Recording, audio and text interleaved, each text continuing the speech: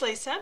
Today I have some photos, some very old photos that I want to scrap from a trip that my parents and I took with a group to England in 1985. And I've held on to these photos a long time, but I've finally decided to go ahead and scrap them. I'm even going to crop them, some of them, but I have scanned them. That was me a long time ago. So anyway, I think these are going to be fun to do, and I have quite a few photos, so I'm going to do a two-page layout. In the two-page terrific class that I have available on my blog, we talk a lot about dealing with the problem of not having enough supplies for a two-page layout. For example, not having a pattern paper that will go across the two pages. I have a bit of the opposite problem today. I have the perfect pattern paper that I think goes beautifully with this. It has the same colors of what we're wearing. It's this sort of damask print that I think looks like the hotel and all that we stayed in. It's just perfect. And I have 2 pages of it. It's from Stamping Up, and I had quite a bit of it. However, that's a lot of red paper, so I really have too much of a good thing. And I need to find some ways to tone this down a bit and to maybe not use 2 complete sheets. I may use this for the majority of my background, but not all of the background. And that's where my sketch for today's layout comes in. I'm going to use this designer paper for most of the background of both pages, but I'm going to do a border on each side to sort of break things up and kind of bring everything in more together, and then still keep the pages balanced. My plan is to use some type of flourish for the embellishments. I'll cut that probably on the Cricut. I didn't have anything left in chipboard. And to use either some pattern paper, washi tape, or trim.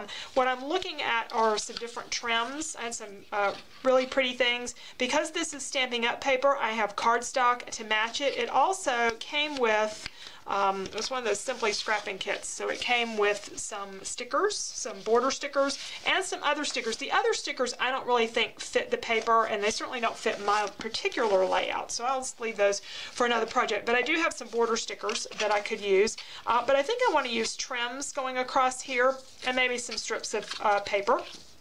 I have some thickers for the title. I'm going to do a combination of some thickers, and then I still have this chipboard from Basic Gray. I think it was the Wilna font. I'm not positive about that, but I love this font, and I just can't throw it out, even though I have very little of it left, but I happen to have the large E. So I'm going to be doing England for the title, so I will use the E and then the rest of the letters out of this Rain Boots chipboard. So I'll paint this black to go with that.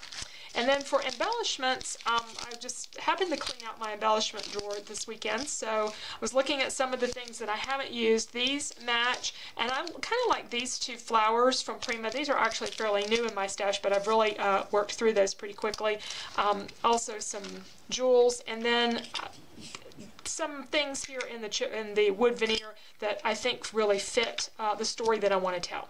So I've got my products ready, and I'm going to start putting my pages together. I need to do a little cropping over here on the photos and decide, basically I need to decide what order I'm going to, or where I'm going to lay them out and which 2 I'm going to crop.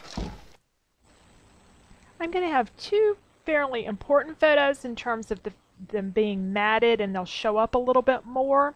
So I really like this group shot. That's a really important photo to me personally, and I think I'm also going to use the one of my mom and I, and those are the 2 that I'm going to mat. The 2 here that are dancing photos, those are people in them dancing. Those are could be cropped because there's some area there that I just don't, there's not really anything going on. So those are the 2 that are going to get cropped over for the right-hand page to leave plenty of room for the journaling. And I need something to go behind that journaling. The collection also had this gray houndstooth paper, and I think that goes really well with the England theme. And speaking of England, I have my letters here. I wanted a capital E, and so I went to some chipboard, and I'll be dealing with that in just a moment. The 85, I wanted to add a little bit more interest to it. I painted it with just red paint, and I started off with some Writing Hood red ink there that didn't stamp well, so I went to Color Box's ink, and that's showing up a lot better, just giving it a little bit of extra dimension. For the letter E, I painted it in black paint, and it's a very flat look. The rest of the letters, those thickers, are very glossy. So I'm going over the E with some glossy accents, just painting those on, and I end up doing 2 coats because I really did want a lot of gloss to it. So now you'll see the E there in the upper left-hand corner, and it has a nice glossy finish, and then the 85. I haven't glued things down yet. I'm finishing up my borders here. I considered using the back side of that paper, which is the Baja Breeze color that also goes with this collection, but I decided that since this was really formal, I wanted the same paper to create continuity and a little more formality. I'm going to use these flourishes from the Accent Essentials cartridge from the Cricut. I picked this one because it has 4 different cuts that you can layer these things up, as many layers as you want. I do need to decide though on some colors. I'm looking at my matting first, looking at the Baja paper and gray to matte these photos. My concern though is that I'm going to have an embellishment there in black, the title in black, and then over on the far right corner I'm going to have black embellishment again. That it might be better to matte this photo in black to sort of create more of a triangle. So then I got out the craft or crumb cake paper, which also goes with this. And what this really boils down to is I'm just going to have to do some cuts and see what looks good. I can though add my border sticker. The collection comes with lots of border stickers, however several of them are more casual.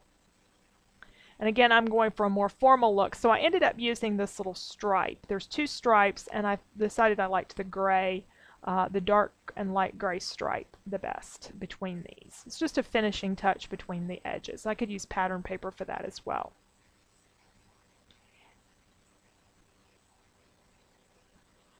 Now I do need to see how large to make my die cut, and this is a little bit of a challenge with the Cricut sometimes because these were kind of on an angle and I may be putting mine straight across. So I measured it, and what I figured out is that I want something about 3 inches, and if you measure this thing catty-cornered in the book, it's 1 3/4, or I went 3 1/2. So if I doubled the size of what was in the book, I would get about 3 1/2. And I did that, and it still wasn't quite large enough. So I went to, I cut one out of white just to see, and I cut one, I cut the original one 3 inches, I cut this one 3 1/2, and then I put the 3-inch one over on the right hand side, and those were good sizes. Sometimes with a Cricut you can measure and all, but sometimes you just have to experiment to see what sizes you really want things to come out.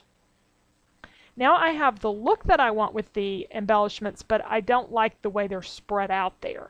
So my efforts were in trying to change the look first. So I went to the craft paper, and while that makes a pretty embellishment, it just doesn't do anything with this. So I next went to matting my photos. And I like the matte. Going back to the black background, I really like that, but I feel like I need it to be more in a triangle. I tried one more thing though. I tried a different color gray matte, and that just really blended together. That didn't work at all.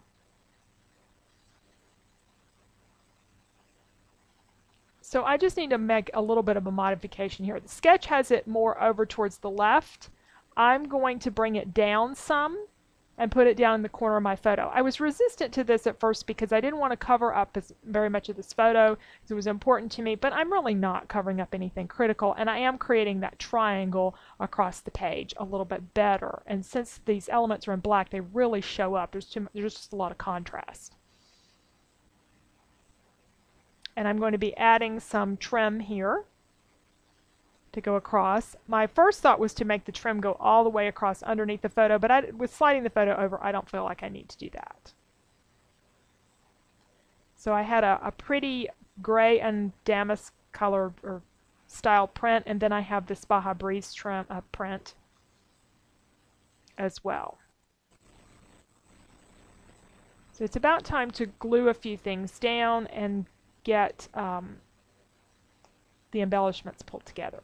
Now, in gluing things down, I glued a couple of things down on the far right, working my way across. I need something that comes together in the middle of these 2 pages. Now, everything doesn't have to come together, but I decided the 2 photos there towards the top and the middle were what I wanted to bring together. So I've glued everything down except my main photo, since I haven't quite placed my embellishment yet. Looking at the Prima flowers, and I really thought those would be the ones that would be it, but they were 2 different shades of gray, and there's just too much gray. So I needed some contrast because I really haven't done a whole lot with the red. at this point. I got a lot of red background. I didn't want to overdo the red, and I haven't done much with it. So we'll come back to those in just a moment. Adding some mist to my die cuts. And then I'm going to really do something with the black background to make it stand out. Using a stamp from Basic Gray. This is a really detailed background stamp. And I'm going over that with Versamark and then some clear embossing powder. And I'm going through a lot of these things very quickly in this video. In my classes, I go a lot slower. I do a lot more real-time video rather than speeding through things. And talk a little bit more about why different things are done different ways. But I think you're getting the idea here of how to add some interest to cardstock. And we talk a lot about this in the other class that I have, the Creative Cardstock class, because you can really make your cardstock embellishments look fancy. And so here you can see that black background showing up. Really improves the appearance of that embellishment. I have a piece of wood veneer here that I would like to use. The words are kind of important to me for the story, but I tried several different colors on the back with markers. The red I thought would make it blend in a little bit, but it might be a little bit too much. I ended up with the crumb cake is the one I wanted to use. And I've decided on those red embellishments. I tried the beige ones, as you'll see here, but they just don't do anything for it. I need the red because I haven't used a lot of red really. So that will really add that little bit of extra accent. And I'll put a little bit of the beige around the edge to accent them. Now, I usually do markers over my wood veneer, but I tried a couple of things first on this. The ink worked really well as a distressing ink, but my crumb cake ink did not do such a good job of coloring my wood veneer piece unless I did it with a marker. So I go over it all with a marker, and you can see what's happening. The words are disappearing. So I need to pull some of that back with some water. And I'm just taking some water on a paper towel and wiping off some of that ink before it dries and soaks into the wood there. And that looks pretty good. I was missing a little bit of ink there. But then I got really brave, and I took a red marker and went over the words. And the reason I'm saying I'm brave is it would be easy to get the marker off here. The other thing is I was afraid that I would ruin the tip of my marker. I chose an old Stampin' Up! Marker that's discontinued that probably running low on ink anyway. But it worked fine and it didn't hurt the tip. I would though recommend using older markers if you start to color on wood veneer because it could be really hard on the tips of the marker. And I'm using gray over the other words. And I was pretty happy with how it came out. Okay, we have our 2-page layout finished. Let's take a look at our sketch. The only thing I did was really scoot this down just a little bit and bring these over a little bit more. And I added an embellishment over here that I wanted to add. But I still have my photo with a heavier frame, and I went ahead and popped it up with pop dots, as you'll see over here. And then this one has a small frame on it. So I have two photos that are in focus, but this one really gets the attention because of the dark matte, and I'm kind of trying to bring the dark color here in a triangle going across the page. Shared some of the same colors here with the journaling and on the craft paper, and then use that crumb cake or craft color over on this wood grain embellishment as well. So we got 7 photos, and the main thing that I wanted to accomplish here was to use this red background paper, but to not go all the way to not overpower it with red. And I don't think it does at all. I think it's really adding a good base, and with just a couple of red embellishments, the red isn't really taking over, but it's definitely an important color. Back in the mid-'80s, I can remember wearing a lot of red and black, and I had on the red and black dress that one particular night, so that the color scheme really, I think, accentuates the environment as well as that damask paper. So we'll look at some of the details. This I did the same embossing for the back of this black paper, and then I just cut a little scallop to match the embossing and put the 85 on there.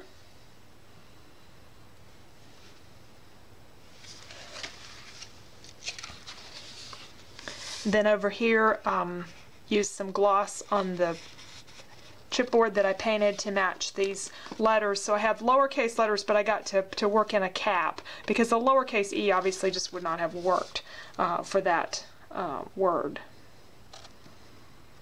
I did a lot of detail on this embellishment too.